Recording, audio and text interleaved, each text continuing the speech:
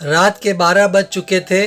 माँ कभी दरवाजे की तरफ देखती तो कभी एक नज़र घड़ी की तरफ। माँ की आंखों में और चेहरे पर चिंता साफ नज़र आ रही थी। थोड़ी ही देर में दरवाजे की घंटी बजी। माँ ने काफ़ी तेज़ी से दरवाज़ा खोला और सामने बेटे अशोक और बहू ऋचा को देखकर पूछा, इतनी देर क्यों हो गई? मैं कब से तुम्हारी राह देख रही थी। अशोक घर के अंदर प्रवेश करते हुए बोला, माँ, मैं अब छोटा बच्चा नहीं हूँ, तुम मेरी चिंता मत किया करो। माँ ने दरवाज़ा बंद करते हुए कहा, बेटा कितना भी बड़ा हो जाए माँ के लिए छोटा ही रहता है। चलो छोड़ो, हाथ पैर धो लो, मैं तुम्हारे लिए खाना लगा देती हूँ। बहू ऋचा ने कहा, माँ जी, हम बाहर से खाना खाकर आए हैं, आप खा लीजिए, हम सोने जा रहे हैं। लेकिन मैंने तो तुम लोगों की पसंद की खीर बनाई है, आओ थोड़ी थोड़ी खा लो। माँ, तुझे एक बार समझ में नहीं आता क्या? तेरी बहू ने कहा ना, हम बाहर से खाना खाकर आए हैं, क्यों परेशान करती है? जा तू खीर खा ले और सो जा, और हमें भी शांति से सोने दे।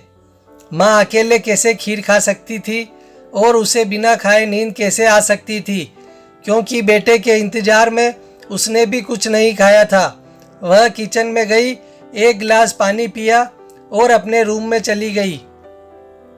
सुबह 10 बजे अशोक की आंखें खुली। बाजू में ऋचा अभी भी सो रही थी। अशोक हॉल में आया तो लैपटॉप के पास रखी एक चिट्ठी पर उसकी नज़र पड़ी। यह चिट्ठी किसकी हो सकती है, यह देखने के लिए उसने चिट्ठी खोलकर पढ़ना शुरू किया। मेरे लाल, तू सोच रहा होगा एक ही घर में रहते हुए ये चिट्ठी क्यों लिखी। मैं तुम्हें बोलकर भी ये बता सकती थी, हाँ बता सकती थी। अगर तू मेरी बातें सुनना चाहता तो किसी एक्सप्रेस गाड़ी की तरह तू आता है और कुछ ही पलों में निकल जाता है। खैर वो सब जाने दो, कल तुम्हारा जन्मदिन था, इसलिए मैंने खीर बनाई थी। सोचा कम से कम आज के दिन साथ में बैठकर खाना खाएंगे, मगर मैं ये बात भूल गई थी कि मेरा बेटा अब बड़ा हो चुका है, तो अपने दोस्तों के साथ पार्टी करके खाना बाहर खाकर आया। चलो, मुझे इस बात की खुशी हुई, मेरी दवाइयाँ खत्म हो गई है। मैंने कुछ दिनों पहले तुझे दवाई की एक चिट्ठी दी थी, अगर वक्त मिले तो वह दवाई मुझे लाकर देना, मुझे थोड़ी राहत हो जाएगी। अशोक को याद आया कि 4-5 दिन पहले माँ ने एक दवाई की चिट्ठी दी थी। उसने ऑफिस के बैग में जाकर उस चिट्ठी को तलाश किया और उसे खोलकर देखा। उसमें लिखा था, मुझे ऐसी दवाई लाकर दो जिसमें मैं अपने बेटे को भुला सकूं।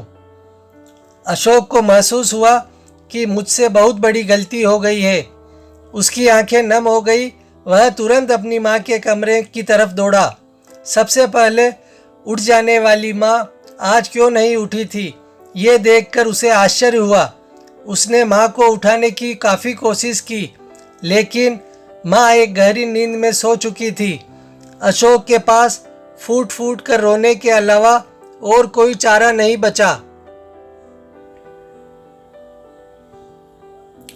दोस्तों, यह कहने की ज़रूरत नहीं है कि माँ बाप जीवन में कितने मूल्यवान हैं।